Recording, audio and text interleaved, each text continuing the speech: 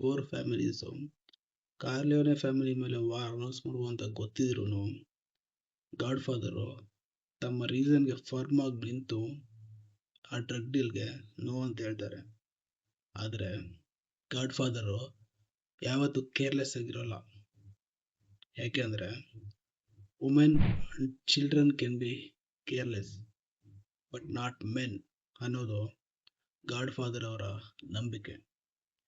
ಆದ್ರಿಂದಾನೆ ತನ್ನ most believed soldier ಆಗಿದ್ದ Luca ಬ್ರಾಸಿನ ಕರೆದು ಟಟಾಲಿಯ ಫ್ಯಾಮಿಲಿ ಜೊತೆ ಇದ್ದು ಅವರ ನೆಕ್ಸ್ಟ್ ಮೂಮೆಂಟ್ನ ವಾಚ್ ಮಾಡೋಕ್ಕೆ ಗಾಡ್ ಫಾದರ್ ಹೇಳ್ತಾರೆ.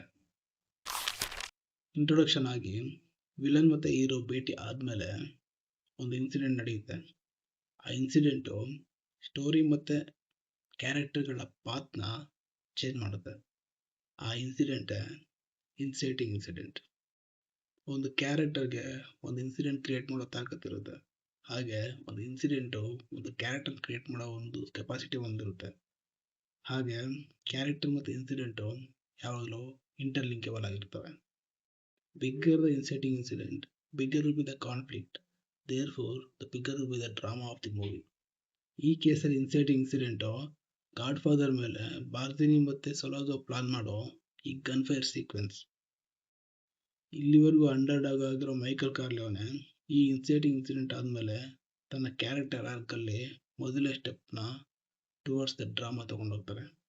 ಕ್ಯಾಪ್ಟನ್ ಸೋಲ್ಜರ್ ಕಮ್ ಡ್ರೈವರ್ ಆಗಿದ್ದ ಪಾಲಿ ಘಟೋನ ಬೈಔಟ್ ಮಾಡೋ ಮೂಲಕ ಸೊಲೋಜೋ ಮತ್ತು ಬಾರ್ದಿನಿ ಗಾಡ್ ಫಾದರ್ ಮೇಲೆ ಮಾಡಬೇಕಾಗಿರೋ ಈ ಅಟ್ಯಾಕ್ನ ಪ್ಲಾನ್ ಮಾಡ್ತಾರೆ.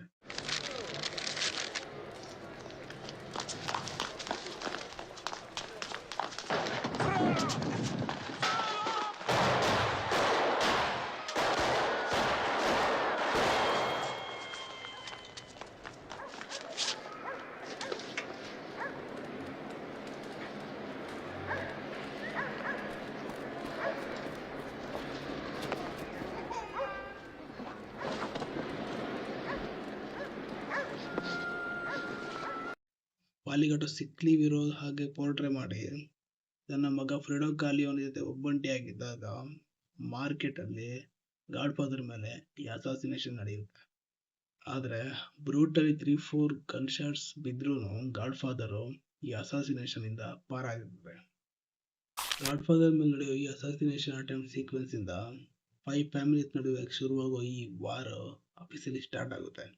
ಹಾಗೆ ನ್ಯೂಯಾರ್ಕ್ನ ಯಾವುದೋ ಮೂಲೆಯಲ್ಲಿ ತನ್ನ ಗರ್ಲ್ ಫ್ರೆಂಡ್ ಕೆ ಆಡಮ್ಸ್ ಜೊತೆ ತನ್ನ ಮುಂದಿನ ಜೀವನವನ್ನು ಪ್ಲಾನ್ ಮಾಡ್ತಿದ್ದ ಮೈಕಲ್ ಕಾರ್ಲಿಯೋನೆಯ ಗ್ಯಾಂಗ್ಸ್ಟರ್ ಜೀವನದ ಮೊದಲ ಅಧ್ಯಾಯ ಈ ಅಸಾಸಿನ್ ಅಟೆಂಪ್ಟ್ ಸೀಕ್ವೆನ್ಸಿಂದ ಸ್ಟಾರ್ಟ್ ಆಗುತ್ತೆ.